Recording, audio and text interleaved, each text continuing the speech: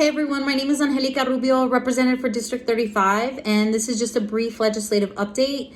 House Bill 40, which is the private prison bill, made it out of committee just barely today after a 4.5-hour debate from committee members. As I mentioned in my earlier update, judiciary tends to be the place where a lot of the technical legal questions are asked, and so they were all asked. There was several amendments. We introduced the amendments that we had, which was just to clarify some of the language within the bill, and then there were some questions obviously around the emergency clause, because we want it to happen immediately after the session ends and once it's signed into law.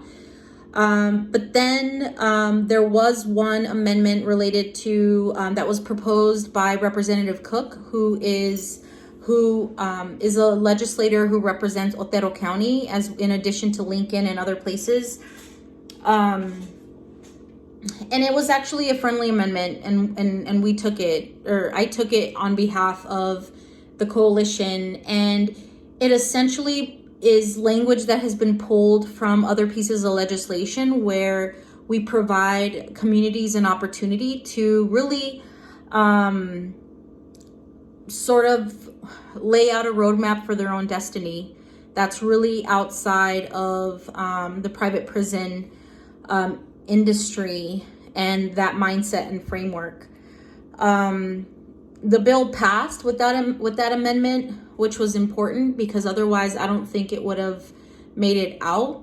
And it now heads to appropriations, which is a daunting next step, because one, it's a third committee, which really slows down the process. But it also means that there's these conversations around money and the budget, which House Bill 2, which is the bill that basically pays all of our bills. This wouldn't include that unless something miraculous were to happen. I say this though because it's important for us to recognize that this bill is the furthest that it's ever been, which tells me a number of things. One, and I mentioned this earlier, is that conceptually people support the idea that we should not be profiting off of people's bodies. The idea of profiting off of people who are incarcerated because of the lack of righteous criminal justice systems.